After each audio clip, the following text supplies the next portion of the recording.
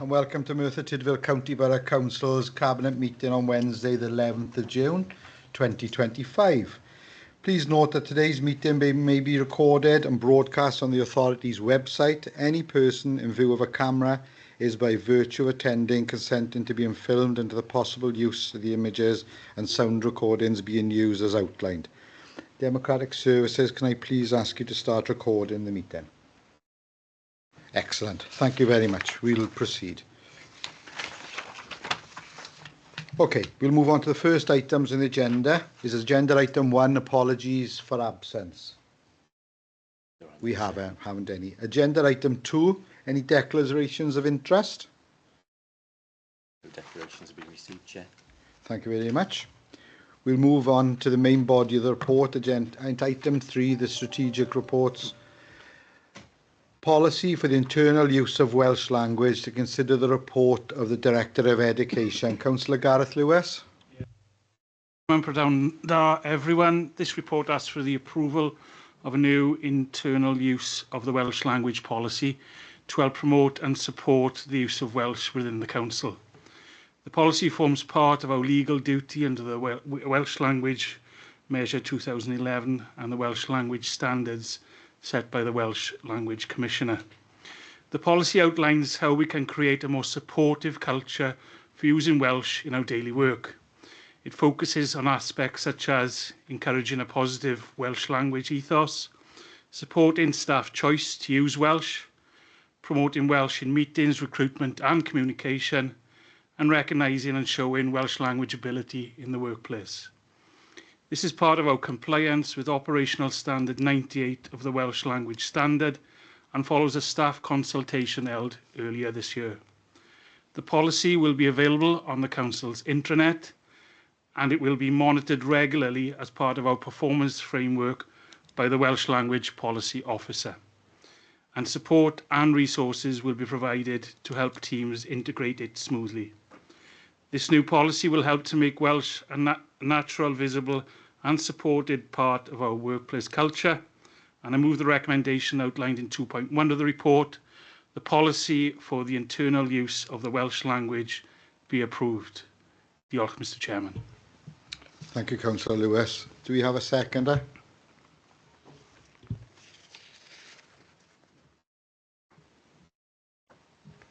Yes, Chair, happy to second.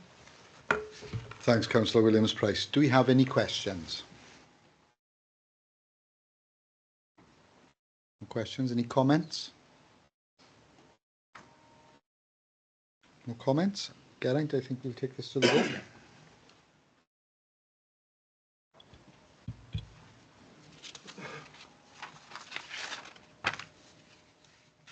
It's carried, Chair. Thanks, Geraint. We'll move on to agenda item 4, and before that, apologies, I just wanted to flip in to Councillor Salmon as well. Welcome to your first Cabinet meeting, Councillor Salmon. A welcome addition to the team, and you're looking forward to working with you. I'm sure you'll do a fantastic job over the next couple of years. So welcome. Agenda item 4, Library Standards 25 to 30 to consider a report from Director of Education. Councillor Gareth Lewis. Yes, thank you, Chair. This report sets out the new library strategy for Merthyr Tydfil, covering the years 2025 through to 2030. The aim is to align library services with the needs of the local community while meeting national standards. The strategy is built around 9 key themes, and they include promoting reading for pleasure, digital inclusion, community engagement, and celebrating cultural heritage. With the library service returning to local authority control last year, there's now a fresh opportunity to shape its direction in line with the Council's broader wellbeing goals. The mission is to empower individuals, strengthen communities, and celebrate Merthyr's diverse and culture and history. The vision is for libraries to be inclusive, welcoming hubs that promote reading, learning, and access to information for all. To ensure the strategy is effective, it will be backed up by a detailed action plan informed by annual assessments from Welsh Government, including specific performance indicators to track progress. I move the recommendation on 2.1 of the report, and that is that the Merthyr Tydfil Library Strategy 2025 2030 be approved. Thank you, Chair. Thanks, Councillor Lewis. Do we have a seconder, please? Yeah, happy to second. Recommendation 2.1, Chair. Thanks, Councillor Louise Minette-Vokes. We'll take that to members' questions. We haven't any. Any members' comments? Nope. Geraint, we'll take that to the vote.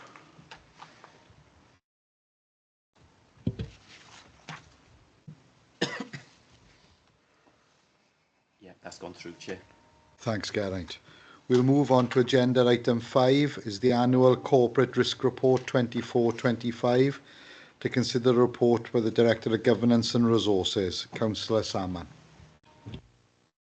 Thank you, Chair. The purpose of the report is to provide the annual update on corporate risks for 2024-2025. Although I'm sure everyone will be aware that those risks have been reported at each quarter to the Governance and Audit Committee, and this report is a culmination of those previous reports. This report was approved by the members of the Governance and Audit Committee for it to proceed to Cabinet. The Corporate Risk Register contains 13 corporate risks during 2024-2025, and in that time, 10 of those risks remained at the same level.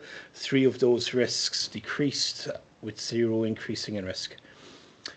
Internal audit made 3 recommendations, and you'll see from the report that 2 of these have been completed, with the 3rd in progress and with completion scheduled for this month. The report also gives an update on the 9 actions from the annual report for last year.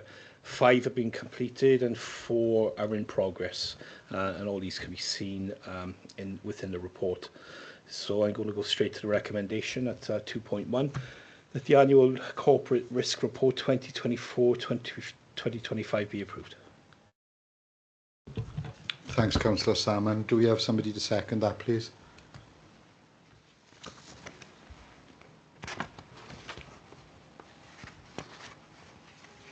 Yes, Chair, happy to second. Thanks, Councillor Williams-Price. We'll take that straight to questions, please. No questions. Any comments? No comments. We'll take that to the vote, please, Geraint.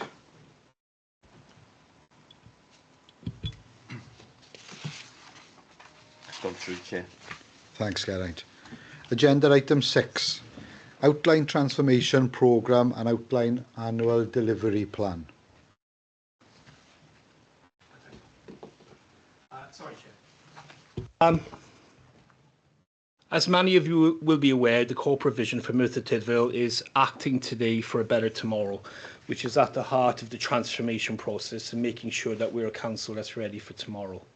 The report on the outline transformation programme can be found in Appendix 1, which is attached to the main report, and with the main challenges being identified as long-term financial sustainability, meeting changing customer needs, developing a responsive workforce, and further strengthening our governance. More information explaining what the challenges are can be found on pages 5 and 6 of Appendix 1. The corporate management team and the senior leadership team have worked together to address the challenges I've already mentioned, and there are 6 areas which we focus on, which can be found on page 8 of Appendix 1. These areas of focus will be continually reviewed and adapted to meet the future needs of the Council. We will be establishing a Cabinet-led transformation delivery board over the summer, which will also monitor the ongoing delivery and performance of our transformation projects. We will be working with local partnerships who have extensive experience and knowledge of working with public sector organisations who are currently facing financial pressures along with additional and complex service demands. At the heart of the transformation process will be the need to work with all elected members. We need all 30 councillors to pull together for the good of Merthyr Tydfil, because that's what's expected of them by the electorate. At 6.2 of the report, it makes it clear that there will be an all-member workshop, which I can confirm will be held in September, along with engagement with scrutiny prior to the transformation programme and annual delivery plan being brought to Council later this year. As I've already said, we need all elected members to come along on this journey, and we will listen to what everyone has to say.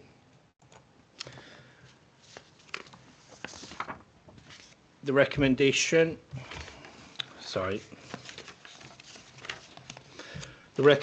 is 2.1. The outline transformation programme and outline annual delivery plan be recommended to Council for approval. I so move. Thanks, Councillor Salmon. Do we have a seconder, please? Yes, Chair, I'll be seconding the report. Thank you. Thanks, Councillor Williams-Price. Do we have any questions? No questions? Any comments? No comments. We'll take that to the vote then, please, Geraint.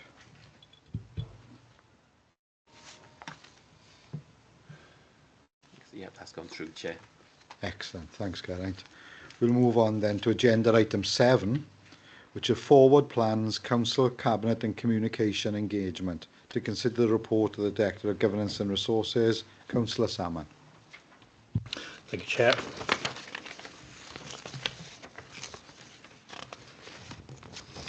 Okay.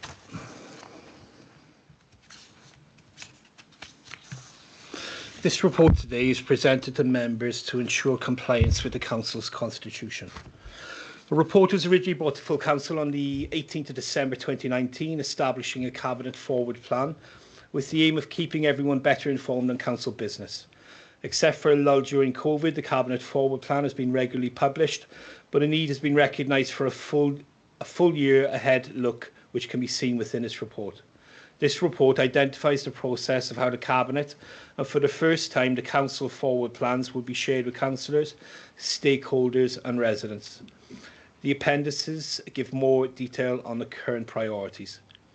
By providing an indication of the Cabinet and Council reports expected for the year, it offers scrutiny more options when deciding what items they would like to call in and would provide improved opportunities of pre-decision scrutiny. Also within this report, a communication and engagement forward plan is covered, which has been designed to ensure everyone is kept informed on the progress and vision of the Council.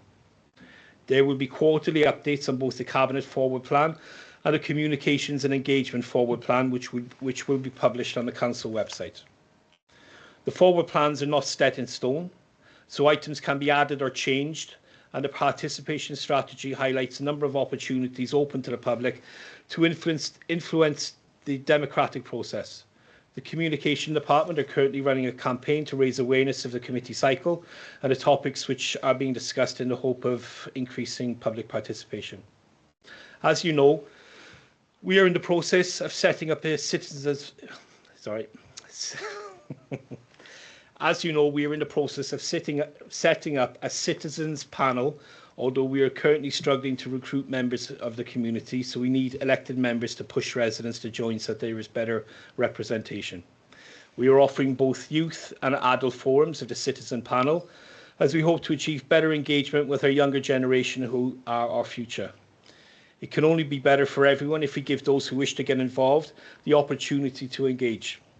As part of the citizens panel, the plan is to undertake face-to-face engagement in line with the key topics referenced in the forward plans.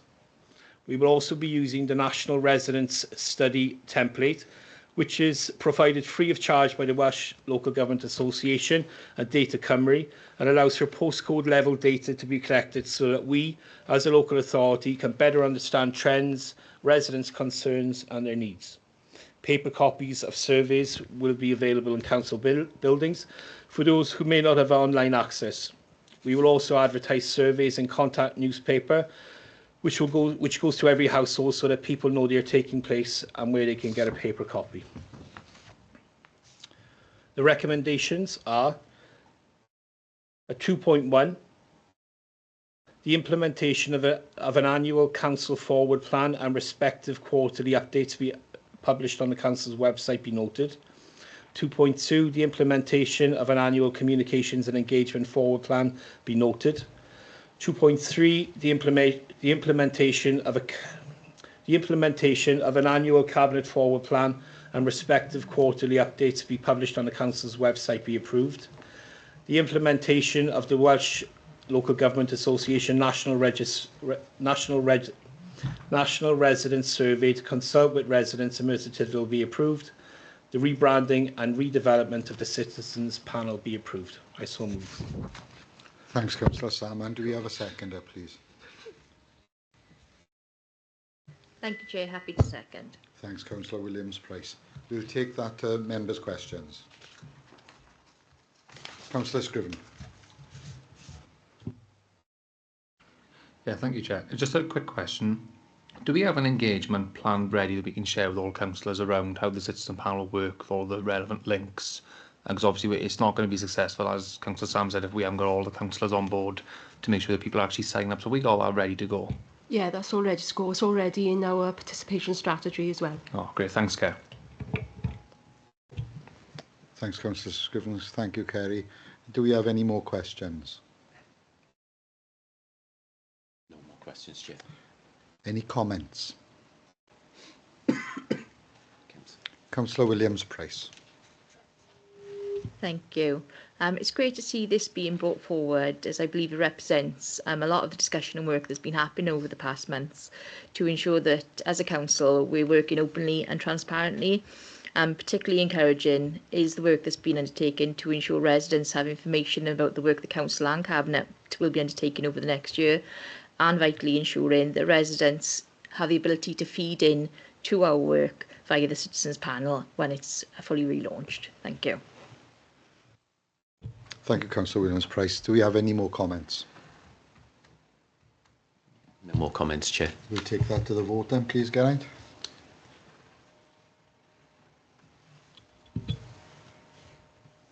Yeah, that's gone through, Chair. Excellent, thank you, Geraint. Agenda item 8, portfolio item, Food Service Plan 25-26, to consider the report from the Director of Governance and Resources, Councillor Salmon. Thank you, Chair.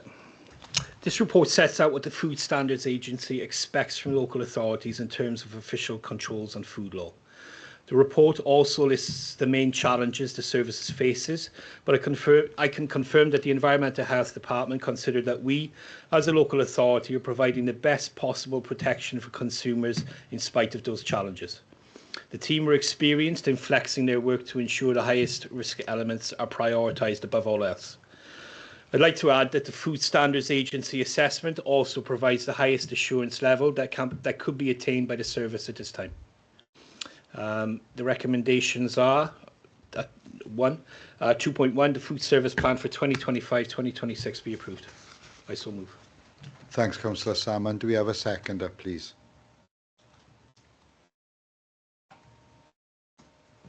Yes, happy to second, Chair. Thanks, Councillor Williams-Price. Do we have any questions? No questions, Chair. Any comments? Yeah, no comments, Chair. Okay, we'll take that to the vote then, please, Geraint.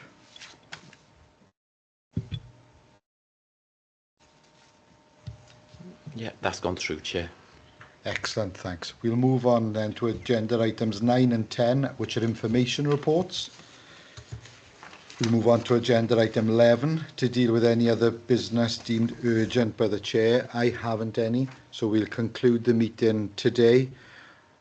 Thank you all very much for your attendance and participation. Thank you.